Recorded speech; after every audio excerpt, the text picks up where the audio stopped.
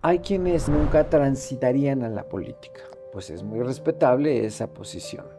Pero esa posición que dice desde el activismo puro no podemos tener relación con la política, pues hay que evaluar de manera fría si ese activismo genera algo. Okay. Más allá que la visibilidad, más allá que poner un tema sobre la mesa, más allá que alzar la voz. Pero si lo que queremos es que todas estas problemáticas se resuelvan, entonces debemos entender que hace falta la interlocución con el otro círculo, con la política. Pero hay que entender también que los partidos políticos son instrumentos al servicio de la sociedad y que como un instrumento que son al servicio de la sociedad deben de hacer que estas problemáticas se resuelvan a partir pues de estos procesos legislativos. Al final del día, quienes votamos las leyes pues somos los políticos. La política del 2025 no es la de los años 70, no es la de masacrar a los estudiantes por alzar la voz. Claro. Es a la inversa. Hay todavía una batalla enorme que dar y que le estamos dando para que, insisto, la comunidad reciba un beneficio tangible. Lo estamos logrando. Y lo que estamos logrando es abrir los espacios en el espectro de la política para que la voz de la población de la diversidad sexual no solo se escuche, sino que se atienda.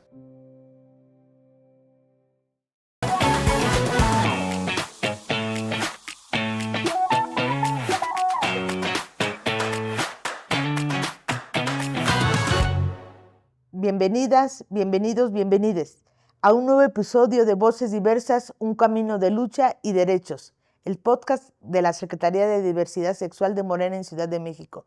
Un espacio donde abrimos el micrófono para dialogar, reflexionar y construir desde la convicción y el orgullo una sociedad más justa e incluyente para todas las personas. Soy Irma Vázquez y junto a ustedes hoy abordaremos un tema fundamental para nuestra democracia: participación política con orgullo, la inclusión de la diversidad en la política.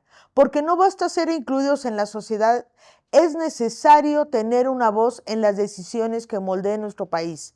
Es desde los espacios de poder donde se pueden transformar las realidades. Las realidades que para garantizar los derechos y asegurar que nadie se quede atrás, que nadie se quede fuera. Hoy conversaremos sobre los avances, los retos y la importancia de que la comunidad LGBTIQ+ ocupe un lugar protagónico en la vida política de México. Y para profundizar en este crucial tema, le damos la más cordial bienvenida a nuestro compañero, nuestro guerrero, el diputado federal Jaime López Vela, quien es licenciado en Derecho por la UNAM, es abogado internacionalista y activista, fundador del Movimiento por la Diversidad Sexual y Resistencia, Modicer, artífice de la creación de la primera Secretaría Nacional de Diversidad Sexual por un partido en todo México, impulsor del matrimonio igualitario en la Ciudad de México, el derecho a la identidad de género, la tipificación de los crímenes por homofobia. Hoy es diputado federal por Acción Afirmativa de la Diversidad Sexual y preside la Comisión de la Diversidad en la Cámara Baja. Ay, querido Jaime, es un privilegio tenerte aquí. De verdad, muchas gracias, querido. Te agradezco nuevamente tu asistencia a este podcast. Yo quisiera regresarme un poquito al tiempo y que nos platicaras, sobre todo a los jóvenes, ¿no? ¿Cómo fue esta lucha? ¿Cómo llegamos a este momento? Platícanos un poco. Bueno, hay que decir que primero agradecer la invitación, querida Irma, a este espacio. Qué lugar tan bonito, con este cuadro además que evoca Chucho Reyes. Estaba viendo, me gustó mucho. Qué bueno. Decir que hoy estamos en un momento que me llena personalmente de mucho orgullo, porque lo estamos logrando. Y lo que estamos logrando es abrir los espacios en el espectro de la política para que la voz de la población de la diversidad sexual no solo se escuche, sino que se atienda. Durante muchos años vivimos todas estas tristes historias que seguimos viendo de discriminación de múltiples formas en contra de nuestras personas, nuestras familias, nuestros amigos, nuestras amigas, nuestra comunidad. Y todo eso me llevó en lo personal a hacer una reflexión de que pues algo me tocaba a mí en lo personal hacer. No tenía muy claro qué, pero sí tenía claro que primero tenía que tener yo una preparación y una formación. Y mi formación de abogado, primero fui administrador, luego fui abogado. Mi formación de abogado pues me fue abriendo el espectro. Y entonces propuse, aterricé la idea de crear una agenda LGBT como abogado para poder resolver de manera estructural todos estos problemas de discriminación. Y el haber creado Agenda LGBT y haber iniciado a impulsar estas leyes como el derecho a la identidad de género, como el matrimonio igualitario, como los primeros, a las primeras acciones que hicimos en contra de los ECOSIG y muchas cosas más, pues me fueron llevando al espectro político. Carlos Monsiváis me lo decía, Carlos Monsiváis, mi querido amigo, me decía, quien me acompañó en la formación de la Agenda LGBT, me dijo, bueno, ya, la propuesta que tienes me parece muy estructurada, está bien, pero ahora lo tienes que llevar al mundo de lo político. Y yo decía, bueno, ¿y eso cómo? Yo no era un hombre político. Entonces, esa reflexión hizo que fuera yo transitando para proponer a la propia comunidad que había que transitar a la política. Y eso fue un momento muy... que provocó una crisis. Yo militaba dentro del movimiento y provocó una crisis porque me decían que no, que el movimiento no tenía por qué tener ninguna contacto con la política ni con los partidos y que teníamos que ser apartidistas y... Solo activismo, ¿no? Solo el activismo. Y entonces yo decía, bueno, pero si le apostamos solo al activismo, pues entonces yo también propongo que nos pongamos todos a rezar y a ver si se abre el cielo y se resuelve la problemática. Y por supuesto que esa no era la vía de solución. Así que bueno, yo insistí, me uní a quien en ese entonces era el jefe de gobierno de la Ciudad de México y que tenía, desde mi perspectiva y desde lo que yo veía, la posibilidad de ser presidente de la República, Andrés Manuel López Obrador, porque en el primer contacto que tuve con él, cuando él presentó uno de los libros que hizo, yo le hice la reflexión, que yo veía en él un personaje con la potencialidad de ser nuestro presidente de la República, pero que a ese proyecto del que él hablaba le hacía falta incluirnos también. Entonces, después de ese primer acercamiento con él, pues sí, yo di este giro hacia la política, me sumé al equipo con Jesús Rodríguez que impulsamos a Andrés Manuel López Obrador para llevarlo a la presidencia. Y yo me propuse que mi participación aquí era para que al final del día la agenda de la diversidad sexual estuviera presente como parte de ese proyecto.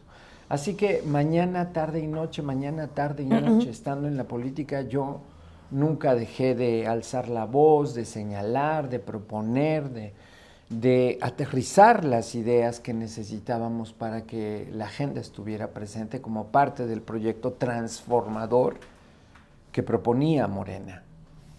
Y pues eso me llevó a que al momento en que el partido se conformó, en el momento mismo de la creación del partido, tuvimos la víspera los estatutos del partido que me envió en ese entonces nuestro querido amigo Tomás Pliego. Y yo dije, bueno, me parece muy bien, pero ¿dónde está la Secretaría de la Diversidad Sexual por la que yo he venido luchando como cualquier otro en este Sí, movimiento? claro. No, pues no la hay. Ah, pues ahorita la hacemos. Y entonces, la víspera, teniendo el documento, yo me fui a hacer mi manifiesto, ¿no?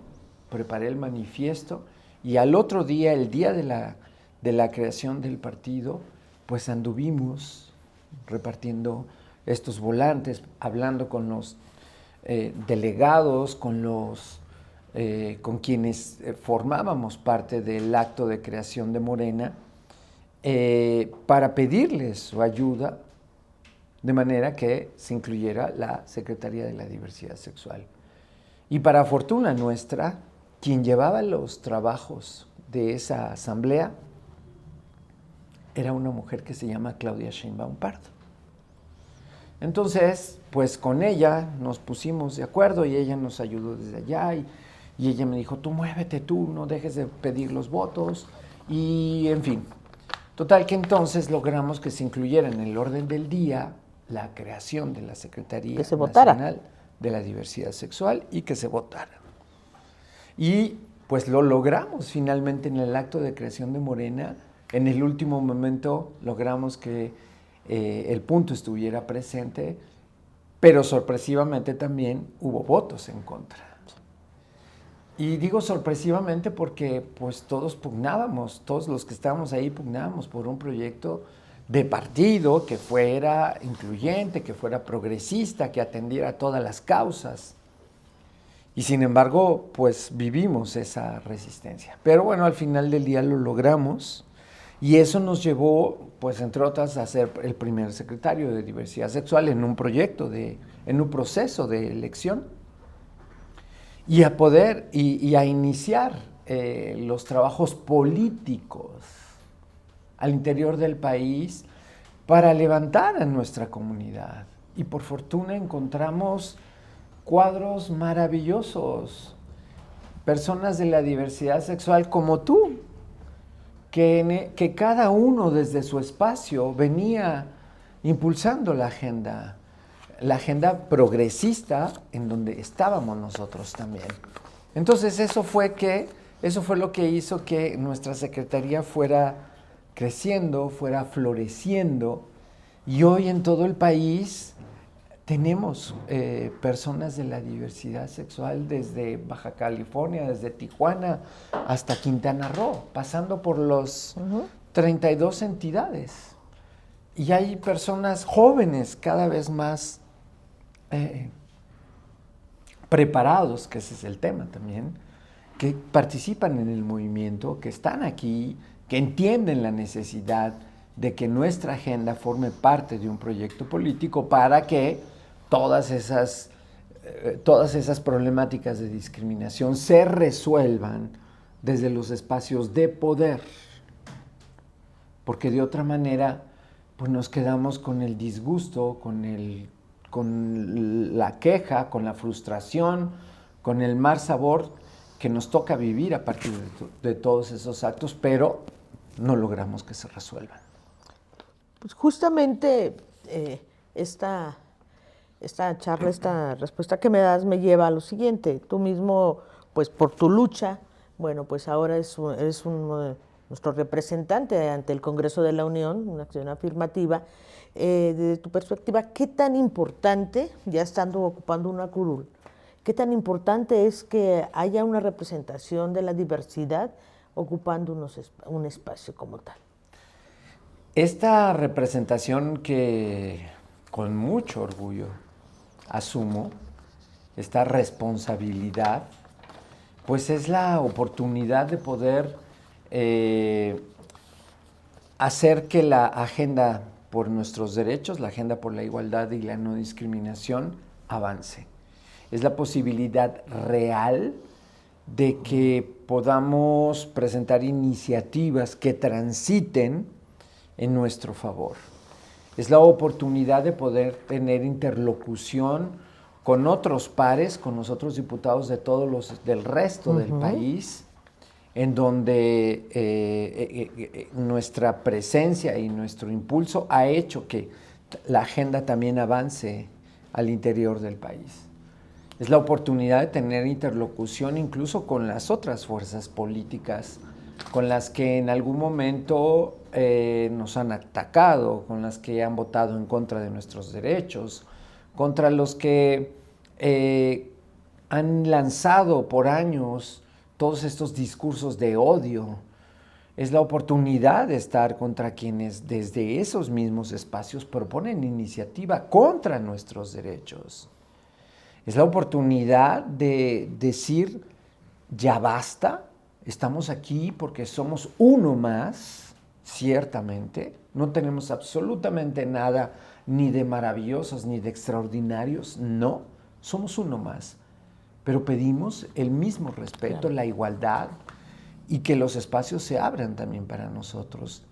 Y hace falta dignificar este espacio también, porque tristemente no hemos visto los resultados que desde el partido, desde la misma comunidad esperaría de este espacio, porque se ha destinado para otros fines y con otras intenciones y los resultados han sido nefastos. Así que hoy, pues mi responsabilidad es doble, porque tenemos que remontar eso que no se ha hecho y tenemos que hacer que la agenda avance al doble de la velocidad para que finalmente quienes nos ven y estas nuevas generaciones perciban que este espacio sirvió para algo, que este espacio les llevó a algo.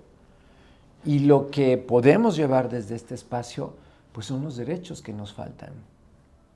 Lo que podemos llevar desde este espacio es una propuesta muy concreta que hemos aterrizado y que hemos trabajado por años, que tiene que ver con la reforma constitucional que México le debe a la diversidad sexual, para resolver de fondo las problemáticas que se viven desde Baja California hasta Quintana Roo.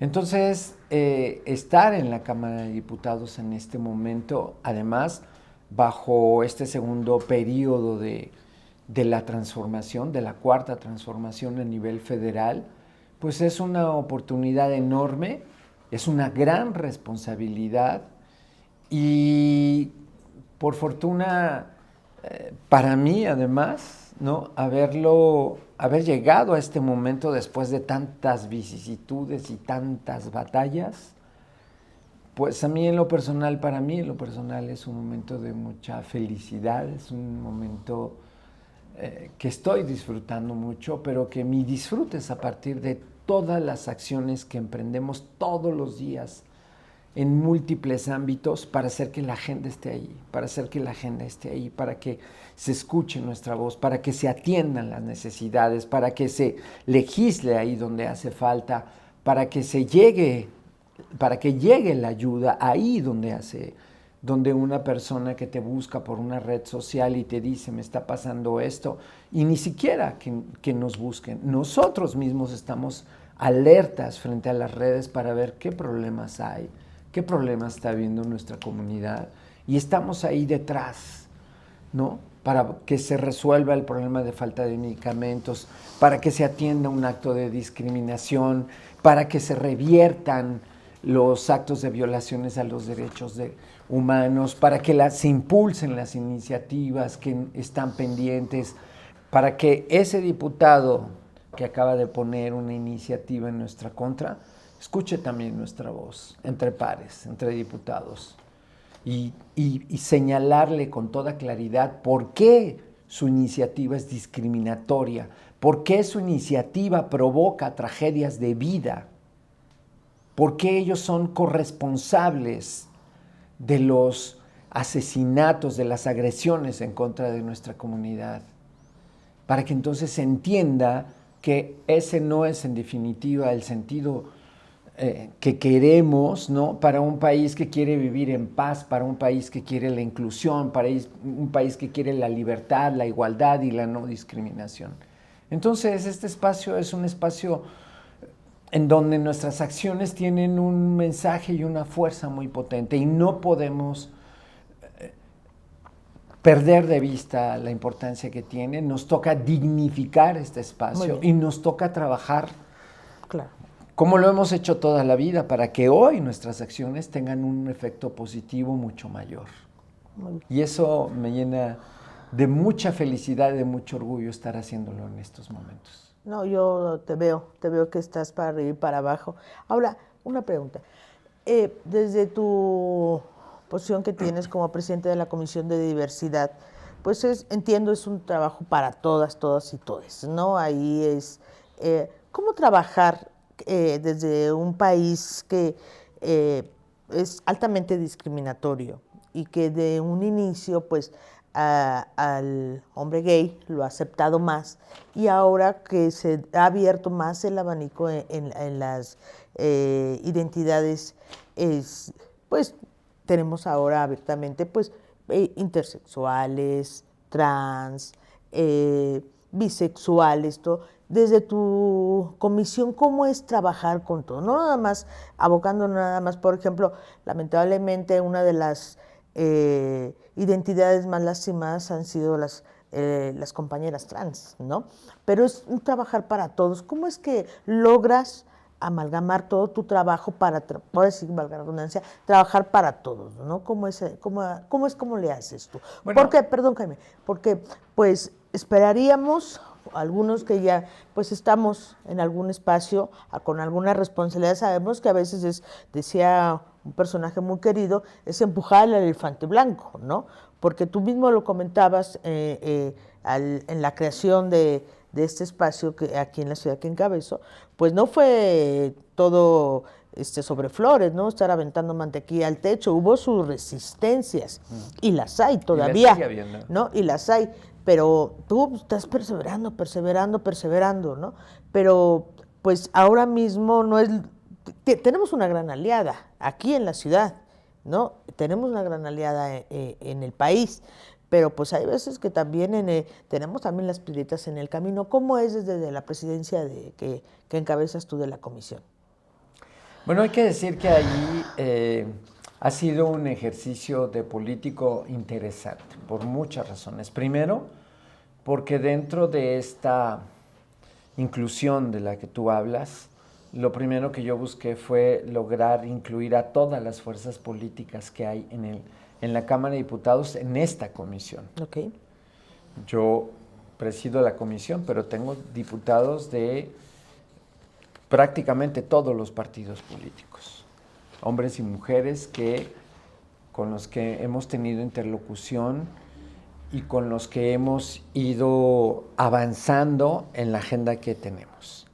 Y eso ha generado pues un primer círculo virtuoso, ¿no?, al interior de la comisión que presido, en donde hay un clima de participación cordial, de escucha, de apoyo a todos los trabajos que hacemos.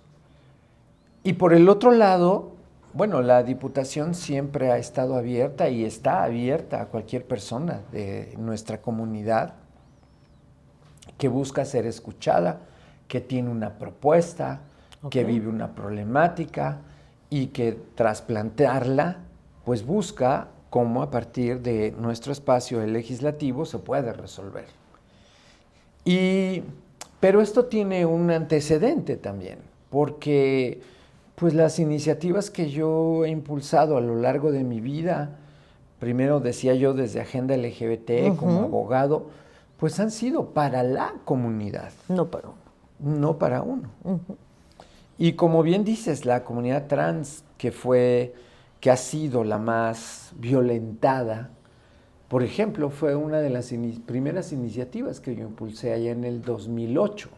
Por primera vez logramos el reconocimiento a la identidad de género de la comunidad trans.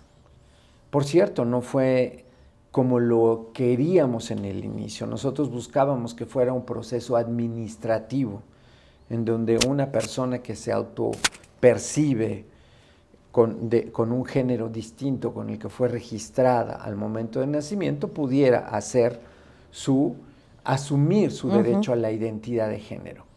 Y sin embargo, el proceso legislativo nos llevó a abortar ese primer esta primera idea y tuvimos que pasar a lo que en ese entonces se creó el juicio especial para la concordancia sexogenérica, un hechizo ahí que tuvimos que hacer, pero un Frankenstein que tuvimos que hacer, pero fue lo único que tuvimos. Entonces, las leyes que yo he impulsado han sido leyes, por supuesto, para toda la comunidad, pero hoy de manera particular, lo que estamos buscando, decía yo, es esta reforma constitucional. Y es una reforma constitucional que busca reconocer la igualdad y la no discriminación por orientación sexual, Muy bien. por identidad de género, por expresión de género y por características sexuales.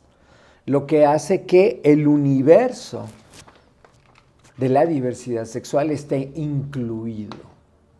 Y sí, hay una tarea pendiente que atender y que estamos haciendo, que es esta recomendación incluso que emitiera la Comisión Nacional de los Derechos Humanos, la 042-2024, que de manera puntual señala que debe existir una ley general trans para la comunidad trans. Sin embargo, ahí hay que acotar y hay que decir que para que esto sea posible hace falta una reforma constitucional. Por eso es que nosotros proponemos esta reforma constitucional. Y esta reforma constitucional hará que todo el universo de la diversidad sexual esté reconocido desde la Carta Magna. Luego entonces, esto producirá que hacia abajo se cree una ley general y se creen todas las condiciones para que nuestra comunidad sea atendida como hoy son atendidos los grupos de atención prioritaria. Hoy hay instancias y leyes para niños, para mujeres, para jóvenes, para indígenas, para personas con discapacidad, para adultos mayores, y habrá también para la población de la diversidad sexual. Esa es nuestra principal tarea. Y eso que estamos haciendo es para toda la comunidad. No tiene un sello particular. No, pues ese sería un gran logro, buscaría un antes y un después. Así ¿no? es. ¿No? Sería maravilloso. Y yo sé que lo vas a lograr porque eres muy perseverante. Uno de los logros que yo creo que pues se agradece muchísimo es la cobertura, la ampliación de seguridad social para las familias, ¿no?, de la comunidad LGBT. ¿Cómo ha impactado desde tu perspectiva el que esa seguridad haya alcanzado, que se haya logrado para las familias que tenemos, pues, ¿no? Estamos en esa situación? Es decir, que ya pueda registrar a mi esposa, que pueda registrar a tu esposo. ¿Cómo crees que haya impactado? Yo quisiera contar un poco el origen de Sí, esa por favor. iniciativa, porque allá en el 2008, de repente, tuvimos aquí en México la 17 Conferencia Internacional sobre el SIDA. Y yo tuve en ese momento la responsabilidad de hacer la sensibilización y la capacitación para todos los funcionarios públicos que iban a recibir a 50,000 personas que venían del mundo entero a esta conferencia internacional. Y hicimos una ardua labor, la conferencia fue muy exitosa. Y al final de la conferencia, bueno, yo tuve unos malestares y después de exámenes, tienes cáncer. Y yo, ¿cómo que tengo cáncer? Sí, en el riñón izquierdo. Y entonces yo tenía 10 años de pareja con David, con mi esposo. Y yo dije, bueno, yo no tengo seguridad social, pero él sí, podemos utilizar su seguridad social para que me atiendan. Ah, no, aquí no lo podemos atender. ¿Y por qué no? Pues porque ustedes no tienen una relación conocida. ¿Cómo no? Son 10 años, esto es un concubinato. No, el concubinato no se reconoce porque no hay matrimonio. Ah, pues entonces ahorita lo hacemos. Y entonces trabajamos en la iniciativa del matrimonio desde la sala de mi casa con algunos amigos, con nuestro querido amigo Miguel Soria, un brillante abogado, y otros. Y yo dije, bueno, pues yo la voy a presentar. Y me voy al quirófano y si salgo, pues ya veré. Y por fortuna salí. Entonces, empezamos y seguimos hasta que logramos el derecho al matrimonio. Y por eso fuimos los primeros en casarnos ese 10 de marzo del 2009, desde el 2010, porque se aprobó en diciembre del 2009 y nos casamos en marzo del 2010. Pero eso no nos daba la seguridad social, eso era solamente el derecho al matrimonio. Había que continuar toda una lucha para la seguridad social. Entonces emprendimos la lucha para conquistar el derecho a la seguridad social y nos tomó 12 años. La seguridad social, el matrimonio vino en el 2010, pero la seguridad social vino en el 2022. 12 años tuvimos que seguir interponiendo juicios de amparo para tener el derecho a la seguridad social, para poder inscribir a tu esposo, aun cuando ya te podías casar. Y finalmente en el 2022 y después de, ya no sé si 3 o 4 intentos, logramos que se reformara la ley del IMSS y la ley del ISSSTE. Y sí, hoy nuestras familias cuentan con el derecho a la seguridad social. El matrimonio nos otorga el derecho a poder heredarnos entre nosotros, a proteger el patrimonio que hemos construido, a poder registrar a los hijos para quien tiene hijos, a poder unir los créditos de 2 personas para poder adquirir una casa, en fin. Las ventajas que hemos tenido son, a partir de entonces, pues son reales, son tangibles, pero hablando justamente de salud, todavía hay muchos vacíos ahí. Y eso es también parte de la agenda que estamos atendiendo ahora. Uno de ellos, la atención al VIH, porque el VIH sigue presente, porque seguimos viendo casos de muertos por SIDA que ya no deberían de existir, y esos casos tristemente los sigue poniendo nuestra comunidad. Sí. Y el otro tema de la salud que necesitamos abordar es la salud sexual para poder salir del closet, justamente, ¿no? Es la salud mental, porque estos actos de discriminación nos tienen vuelto locos y por eso reaccionamos a veces de manera tan agresiva. Necesitamos hablar de la salud intersexual de la que no hemos hablado. Necesitamos la salud reproductiva para las familias que quieren ampliar sus familias, ¿no?, a fin de que puedan tener acceso a las técnicas de reproducción asistida. Necesitamos salud para el VIH, ya lo decía, porque estamos envejeciendo hoy viviendo con VIH y hay comorbilidades que se tienen que atender. Y necesitamos, por supuesto, la salud trans, con todas las especificidades que requieren hombres y mujeres trans. Y todo esto, tristemente, hemos tenido que seguir litigando. Hay un amparo que se ganó hace apenas 3, 4 meses en Chihuahua para que el Seguro Social brinde toda la atención médica que requiere una mujer trans para asumirse plenamente como tal. Entonces, hay todavía una batalla enorme que dar y que la estamos dando para que, insisto, la comunidad que nos ve, la comunidad que votó por nosotros, la comunidad que espera algo de este espacio legislativo, reciba un beneficio tangible. Y ese beneficio tangible es la salud integral para nuestra comunidad, por la que estamos pugnando también. Y, diputado, pues es algo que no estamos pidiendo más que los demás, o sea, simple y llanamente los mismos derechos, no queremos privilegios. Así es, y eso es muy importante que lo digas porque, en efecto, siempre han dicho, ¿qué quieren? No, pues si nada más queremos que nos incluyan. Claro, eso nada es más todo. Queremos que en la fila que hay, porque hay una fila enorme, sí, pues también estemos formados nosotros. Claro. Y también haya una ventanilla de atención para nosotros. Así es. Y hay un presupuesto para atender nuestras necesidades y nuestros problemas. Es lo único que queremos, ¿no? Nunca hemos pedido nada especial. Si pudieras dentro de todo esto mencionar, ¿cuál sería, a tu modo de ver, porque pues, eres un expertazo, cuál sería el gran vacío legal que nos está haciendo falta? Que tú, si tuvieras la varita mágica, teniendo toda la experiencia y todo aquí el cuadro que nos hace falta en el país, ¿cuál sería el gran vacío legal que, digamos, tú que pues legislas a nivel nacional, ¿no? Porque tus iniciativas pues se infieren a todo el país. ¿Cuál crees que sería algo que dirías, esto, vamos por esto, una iniciativa que dijeras, vamos por esto? Justamente la reforma constitucional. Esa, la que acabas de mencionar.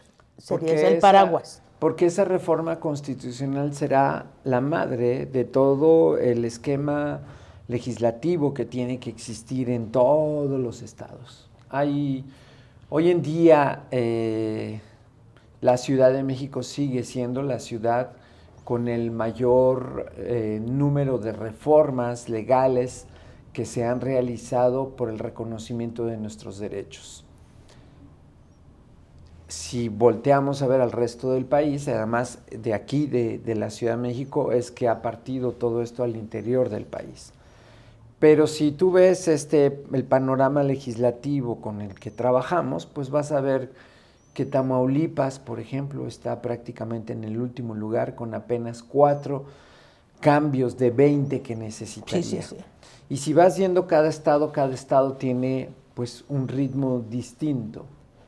Entonces, esta reforma constitucional es la que nos va a permitir que los estados justamente se alineen y que entonces, ¿no? Al armonizar todo este marco legislativo, una lesbiana de Tijuana, un gay de la Ciudad de México, una persona trans de Quintana Roo, una persona transexual de Chihuahua, una persona transgénero de Sonora, una persona intersexual de Veracruz o una persona no binaria de Chiapas, tengan exactamente los mismos derechos. Entonces, ese es el reto, ¿no? Que lesbianas, gays, bisexuales, trans, intersexuales y personas no binarias podamos tener un marco nacional de derechos de igualdad y no discriminación. Pues sí, es un gran reto. Yo te diría a ti, por ejemplo, cuando andas en tus recorridos, yo misma que estoy en asambleas y demás,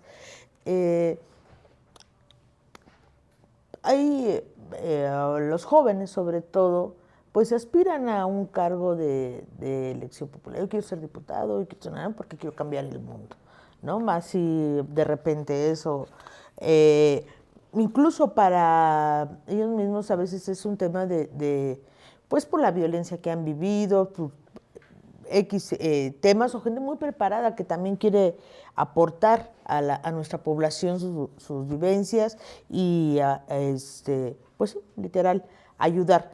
¿Tú qué les recomendarías a esos jóvenes o a esas jóvenes, ¿no? O sea, ¿qué les recomendarías para que lleguen pues, a una posición, por ejemplo, como tú, ¿no? De ser un diputado federal?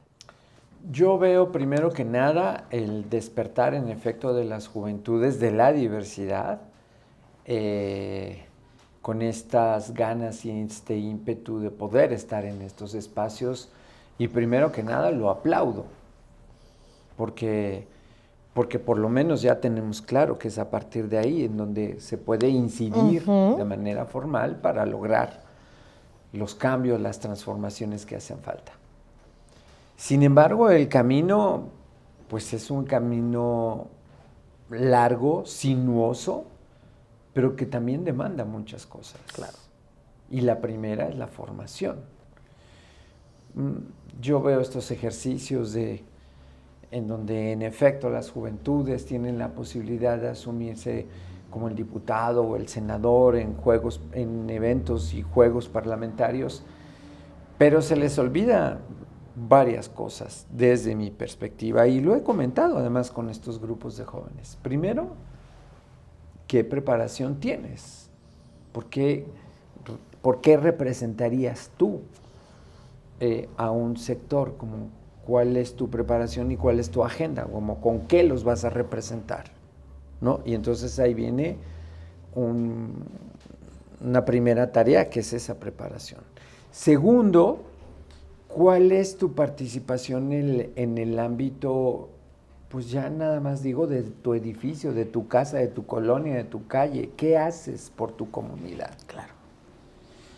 Y luego, ¿qué haces dentro del proyecto, de un proyecto nacional? Porque nosotros no somos un ente aislado.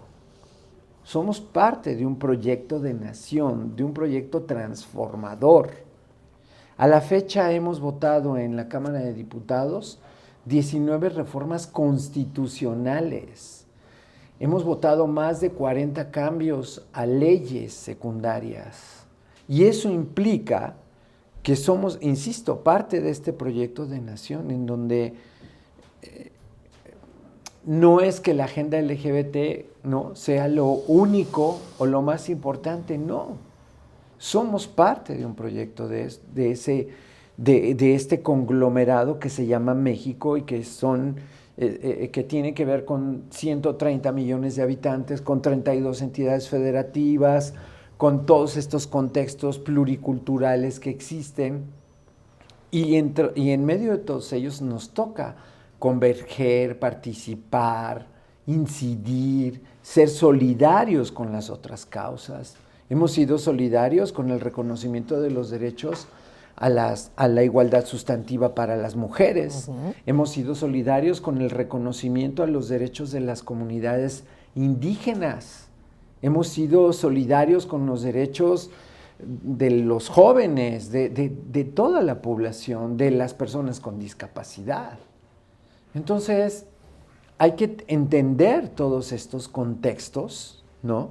Y hay que aplicarse en todos estos contextos para que esa pretensión legítima que tienen de ser representantes pueda estar acompañada, entonces sí, de toda una, ¿no? Primero ser partícipe de esta dinámica, pero además traer toda esta sustancia que hace falta para que ese representante que llegue a la Cámara vea no solo por esta agenda, sino por la agenda nacional. Muy bien. Esto me lleva a otro tema. Al inicio de nuestra charla comentabas que pues sí te costó un tanto de trabajo que el activismo entendiera que no puede estar desentendido de la política, ¿no? Porque si no era rezar, decías tú. Me llamó mucho la atención esto. Hay activistas, varios, que pues siguen marcando muy claramente su línea con los políticos, ¿no? Yo he tenido la oportunidad de charlar con algunos, he visto algunos que dicen, no, porque ustedes son esto, no partidos políticos. Pero entendamos que las políticas públicas pues las hacen en los legislativos, ¿no? Ya sean locales o federales. Ahora mismo que el Instituto Nacional Electoral está haciendo sus consultas para lo que viene de las acciones afirmativas, todo el mundo se está formando, hay gente que dice, pues ya tomé los cursos, ya me toca, ¿no?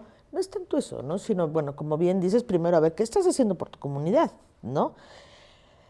Yo te preguntaría a ti, ¿qué le dirías a esos jóvenes? O sea, ya comentaste, pues primero haz chamba, primero de verdad, ¿qué es para ti el querer ser?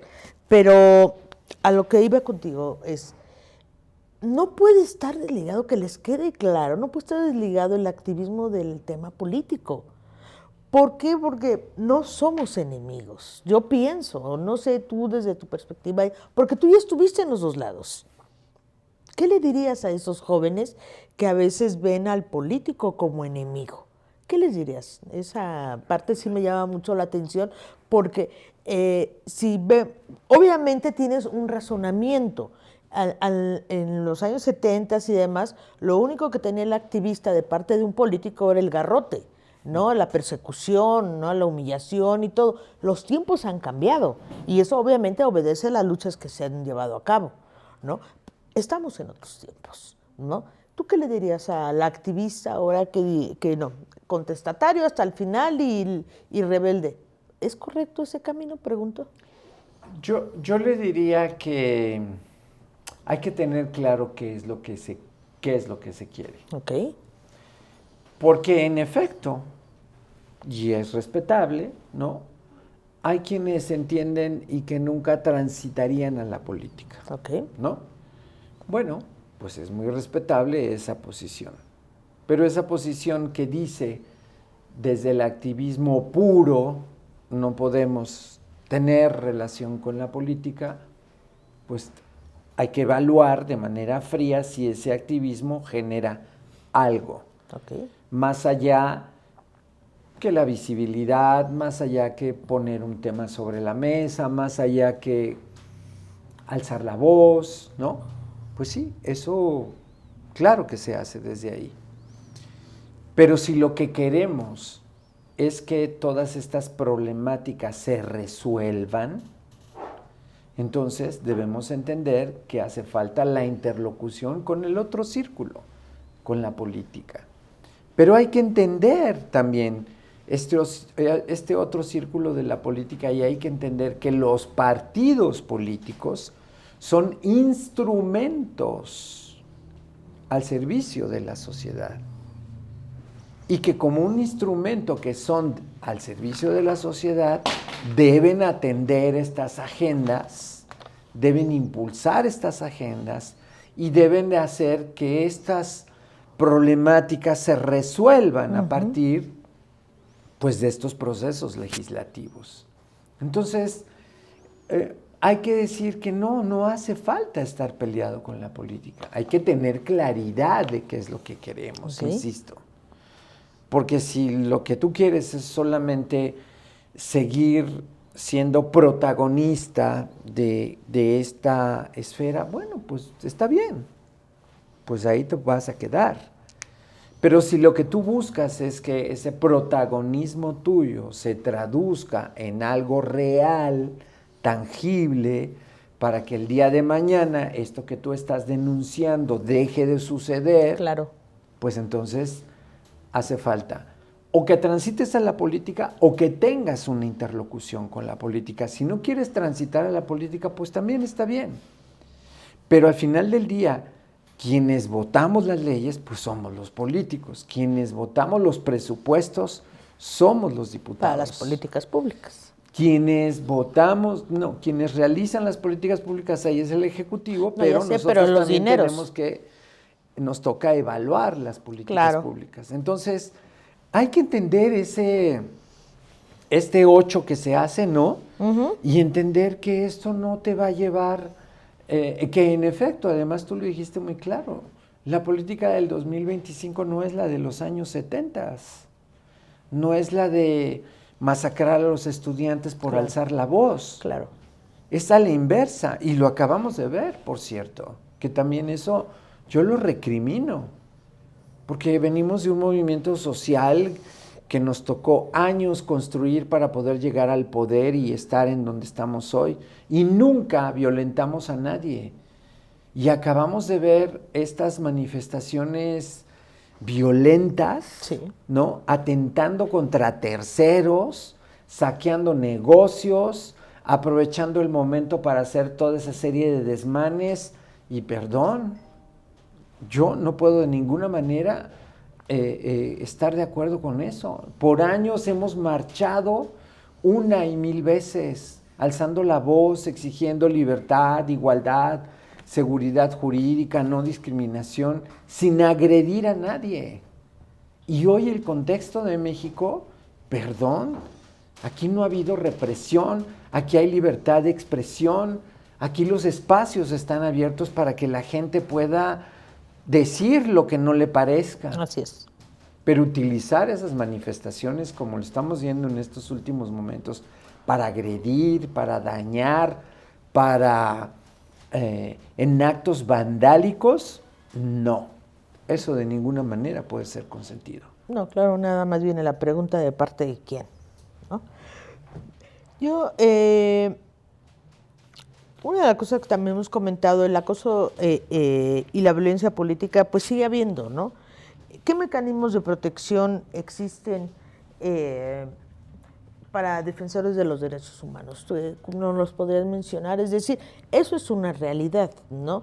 Hace, que será un par de años, algunas compañeras trans fueron al Congreso local y pues por una diputada muy, la verdad es que es homofóbica, transfóbica y demás, por sus dichos alteró a las compañeras que iban a solicitar algo, cerraron el Congreso, hubo actos pues de violencia, ¿no? Y demás, y se desataron una serie de cuestiones ahí. Yo te diría a ti, ¿qué mecanismos tienen, qué garantías hay para los defensores de estas poblaciones, de nuestra población? ¿Qué mecanismos tú nos podrías enunciar de los defensores de derechos humanos? Las acciones Sí. que hemos emprendido como luchadores sociales para defender nuestros derechos humanos y a nuestra colectividad nos han llevado a tristes capítulos como haber sido, yo fui sentenciado a 16 meses de prisión en el Estado de México por defender causas contra la discriminación, ¿no?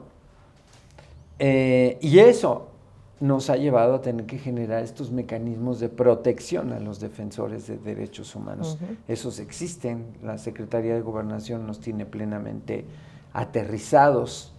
Hoy, por fortuna, son cada vez menos utilizados, ¿no? Hoy no vivimos el mismo hostigamiento que vivíamos cuando empezó nuestro movimiento, ¿no? Hoy, por fortuna, aun cuando vemos todos estos discursos de odio que sigues viendo en las redes y todo todos estos atentados contra nuestra dignidad, personalmente yo nunca me he enganchado, entonces pues yo por mí que digan lo que quieran, ¿no? Pero el tema es que, en efecto, me haces pensar en una jovencita que estando creo que fue en Tabasco, que estábamos en una reunión de personas defensoras de los derechos humanos y ella quería decir algo. Y entonces me vino a ver muy nerviosa y me dijo, ¿pero tú crees que si hablo me va a pasar algo? Y le dije, no, no te va a pasar nada, estás aquí con nosotros y demás. ¿Qué es lo que quieres decir? Pues yo quiero decir que a nosotros, a nuestra colonia, nos está faltando el agua. Dilo, ¿no? Atrévete a decirlo. Estás aquí en un entorno en donde no te va a pasar nada. Pero esa jovencita que buscaba alzar la voz por un problema que estaba viviendo, ¿no? Ciertamente se enfrentaba a esto que dices tú. ¿Qué me va a pasar si yo me atrevo, ¿no? a alzar la voz?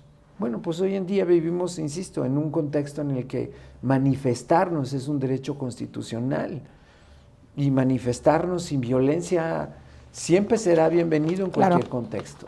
Entonces, no temamos a eso, y los mecanismos de protección a los defensores de los derechos humanos en México están plenamente operando y garantizados. Más allá de tu responsabilidad que tienes, y sabemos que hay otras instancias, ya mencionaste gobernación, en el mismo gobierno de la ciudad, en el gobierno, ya lo dije, gobierno federal, algunos partidos tienen algunos espacios para organizarse y proteger. ¿Tú crees, cómo crees? El activismo, lo sé, pero hay alguien que esté totalmente ajeno a estas instancias. ¿Tú qué recomendarías? Un joven, porque ya a mí en alguna ocasión me tocó en una capacitación que se dio. Me dijo, yo no sabía que existía una secretaría. Yo no sabía que existía esto, yo no sabía que existía lo otro. Tú eres un hombre, pues eres un referente de la diversidad, ¿no? Yo, pocas gentes que les conoce a Jaime López Vela, poca gente me ha dicho que no. Por lo cual, pues tu palabra pues, es muy importante. ¿Cómo le recomendarías a un joven que se involucra? Un joven de la diversidad, joven, ya sea intersex, lesbiana, porque sé que esto va a llegar a muchos lados, que se empiece a involucrar. ¿Qué le recomendarías para que pudiera participar y asimismo, pues, fortalecer el movimiento y no desde, incluso ingresar a un partido, no necesariamente, ¿no? Sí, y no necesariamente también que esté en marcha, en eso. No, ¿tú cómo le podrías decir? Mira, empieza por esto. Yo los invitaría a hacer una reflexión general, ahora que me planteas eso. Yo diría, primero que nada, yo creo que cualquier persona, eh, cuando nos vamos desarrollando, cuando vamos creciendo, nos vamos enfrentando a distintas realidades. Y esas distintas realidades, pues nos lleva a buscar con inquietud el cómo rebasar esas problemáticas, pero sobre todo en cómo mejorar nuestra calidad de vida. Yo creo que venimos a este mundo a vivir bien, y vivir bien pues es poder tener una escuela, es poder ir a un hospital, es poder tener una casa, es poder tener un trabajo, es poder hacer un deporte, es poder visitar un museo, es poder, ¿no?, hacer todo lo que cualquier persona desearía. Y ese simple hecho nos llega a ver que pues siempre hay cosas que se pueden mejorar. Entonces, si nos implicamos en cosas que tienen que ver con nosotros, a lo mejor a mí me gusta mucho la bicicleta y me doy cuenta que aquí en donde vivo no hay una ciclovía. A lo mejor a mí me gusta nadar y resulta que en mi colonia no hay ninguna piscina, ¿no? O sea, hay que partir de, pues primero de qué es lo que a ti te atrae, qué es lo que a ti te duele, qué es lo que a ti te hace reaccionar. Y es a partir de ahí que empiezas a tener contacto con tu contexto y a darte cuenta de que aquí en mi alcaldía, donde no hay ninguna universidad, hace falta una universidad, ¿no? Aquí en mi alcaldía o en mi calle, donde salgo del metro y resulta que caminar 2 cuadras para llegar a mi casa no hay ninguna luz, pues hace falta luz. Entonces, esos pequeños hechos nos harán ver, ¿no?, que el contexto pues nos preocupa a todos y nos ocupa a todos. Cuando vemos estos tristes problemas que hemos visto recientemente de las inundaciones provocadas no solamente por los fenómenos meteorológicos, sino por el problema de ni siquiera hay colonias en donde la gente no separa la basura a estas alturas, y yo digo, ¿cómo? Yo tengo creo que 20 años separando la basura en mi casa, o sea, es algo que, ¿no? Entonces, esas pequeñas cosas, esas pequeñas reflexiones, pues son las que creo que a estos jóvenes pues los van a llevar a identificar algo en particular que los haga ver que esa problemática los puede llevar de entrada a empezar a hacer algo por ellos mismos, para que entonces entiendan que eso es política. Okay. Ese simple gesto es la política, ¿no? El pedir que pongan la luz en tu calle donde no hay es política. El pedir que te pongan una piscina porque tú quieres ir a nadar y ahí no hay ninguna es política. Todo es política. Y eso es lo que debemos entender desde jóvenes, que si nuestro pasar por esta vida nos lleva, insisto, a vivir esta serie de situaciones, pues entenderemos que el que yo, siendo un hombre y ande de la calle con otro hombre con el que me atrae de la mano y que alguien nos agrede, pues eso es un acto también de política, porque ¿qué está pasando aquí en donde alguien más se siente con la fuerza de poderme decir a mí lo que yo tenga que hacer? Claro. Entonces, todo ese choque de situaciones, pues son los que yo les diría a los jóvenes, pregúntense, ¿no?, en todo eso, en qué les molesta, qué les afecta y qué podrían mejorar para ellos, porque ese será el primer acto de reflexión y de participación política que los llevará a implicarse cada vez en cosas, ¿no?, más importantes. Acabamos de reformar la ley del amparo en la Cámara de Diputados y las discusiones son, es que van a acabar con el amparo, es que ya los ciudadanos no se van a poder proteger, es que no, lo único que hicimos fue cortarles ya la posibilidad de seguirse amparando cuando saquean a nuestro país, cuando han saqueado a nuestro país por años y se han robado todo lo que se han robado de este país, ¿no? Y eso es lo...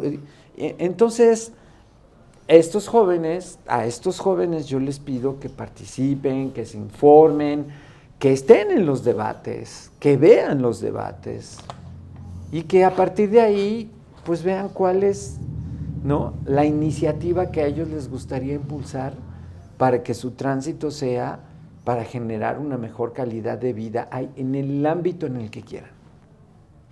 Y yo creo que, y además lo vemos por fortuna cada vez también en las redes, ves la participación cada vez más de jóvenes que pretenden hacer, que participan comunicando, haciendo un análisis, haciendo una reflexión, recomendando una película, todo es importante. Esta pregunta te va a gustar mucho.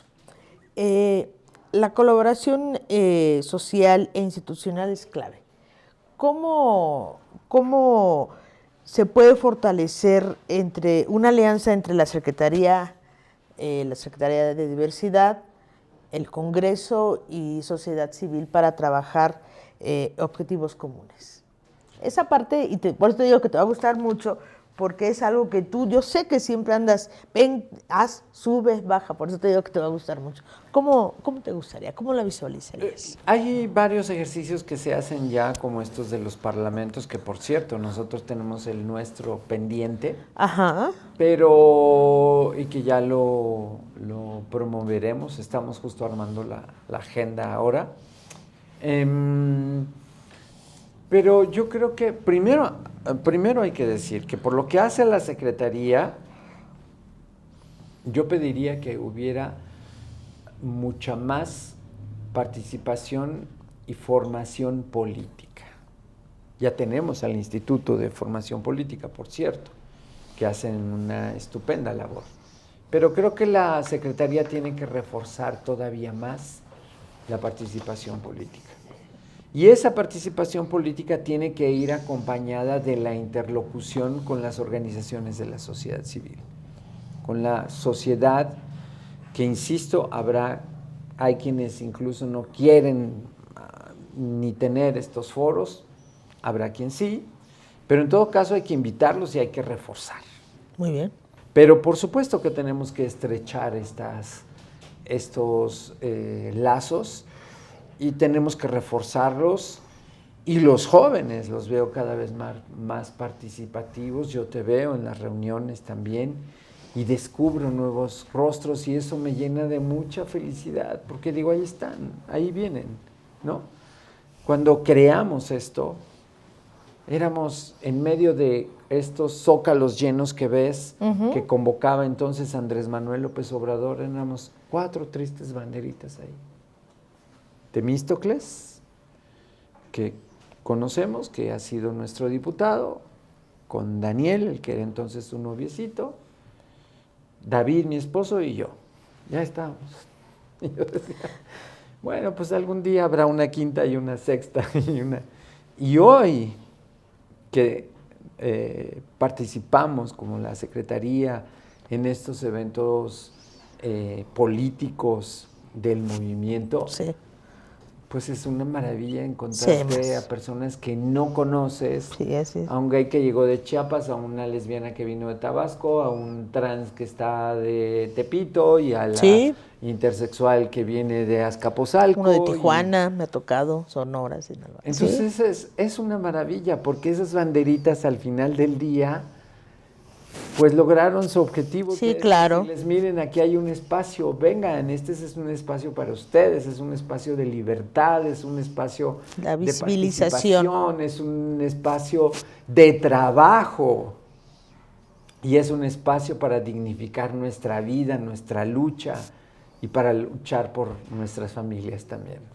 Jaime, ya casi vamos cerrando, pero yo sé que la relación que tienes con nuestra ahora mandataria no es de este sexenio, ¿no? Del inicio, ya es una relación, como bien lo comentabas al inicio de ese podcast, pues justamente de la creación de la misma secretaría, ¿no?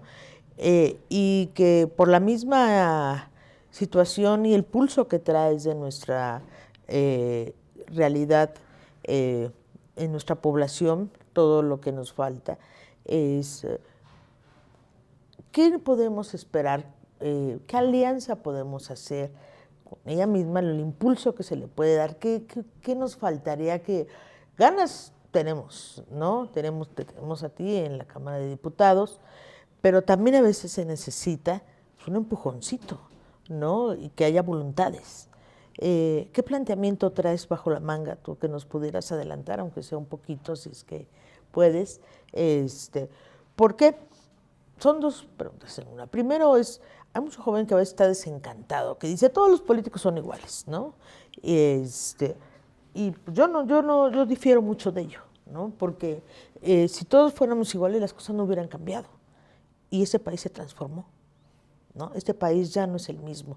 Una de las cosas que los jóvenes, y eso nos toca a nosotros que pues vivimos dos épocas muy distintas, una época de represión y ahora mismo una época de cambios, ¿no? Una época de libertad, que los jóvenes sepan que esta libertad se ganó gracias a muchas personas como tú, incluso gente que dio la vida por los derechos que ahora gozamos, ¿no? Entonces, que te digo, están desencantados de la política. Y por otro lado, pues, ¿qué viene? ¿Qué has bajo la manga tienes? ¿No? Porque sé que eres muy inquieto. Más allá, ya comentabas, aquella reforma constitucional tan maravillosa que mencionas, pero también, ¿qué nos tienes guardado por ahí? Pues hay una buena noticia. Venga. Ya que me estás diciendo, pues la vamos a lanzar. Porque ya logramos que se aprobara en la Comisión de Justicia la derogación del delito de peligro de contagio. Perfecto. Que tiene que ver con esa hazaña que hicieron, que legislaron en los años 90 tras la aparición de la pandemia del VIH-Sida. Y ya logramos que se derogue desde la Comisión de Justicia. Ya tenemos el beneplácito del secretario de Salud, el que es el doctor Kersenovich, para poder transitar. Y estoy seguro que vamos a lograr la aprobación en el Pleno Perfecto. de la Cámara de Diputados para que esta iniciativa sea una realidad. Entonces, esa es una de las tantas. Pero también hay que decir, yo quisiera aprovechar también para hablar de algo que hasta ahora no hemos hablado y decir que la posición que tiene México como país frente al resto de América Latina, hablando sobre la agenda LGBT, es muy importante hoy en día. Porque con esta reforma que estamos impulsando y la derogación que haremos del delito de peligro de contagio, nos vamos a poner a la cabeza de América Latina. Y eso va a hacer que la agenda de la diversidad tome una fuerza más importante todavía, pero además nos toca también ser solidarios con el resto del mundo, porque nuestra comunidad en el mundo sufre también de manera terrible. Y esa es otra de las tareas que he tenido como diputado. Claro. He tenido la oportunidad de estar en Sudáfrica, en Alemania, en Washington, en fin, impulsando la agenda y las acciones por nuestra agenda, ahí en donde ni siquiera existimos. Ayer se lo decía a la embajadora de Palestina que tuvimos en la Cámara de Diputados. Yo hago votos, por supuesto, porque Palestina sea libre, porque se detenga el genocidio en Gaza, pero también hago votos para que esta Palestina que va a crearse, porque finalmente se está reconociendo apenas ahora el Estado palestino, también tome en cuenta ejemplos como el de México, en donde esta transformación nos ha llevado al lugar que tenemos frente al mundo y que esa nueva Palestina que se está reconstruyendo incluya, decía yo, los derechos, por ejemplo, de las mujeres. Claro.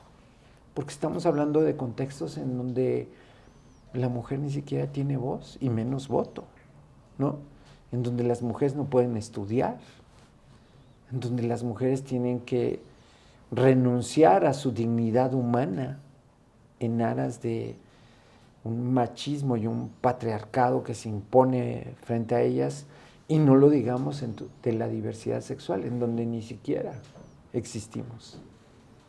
Entonces, nuestra agenda tiene todos estos matices y todas esas áreas de oportunidad y todas esas áreas de incidencia en las que mañana, tarde y noche estamos allí para que se escuche nuestra voz, para que se vea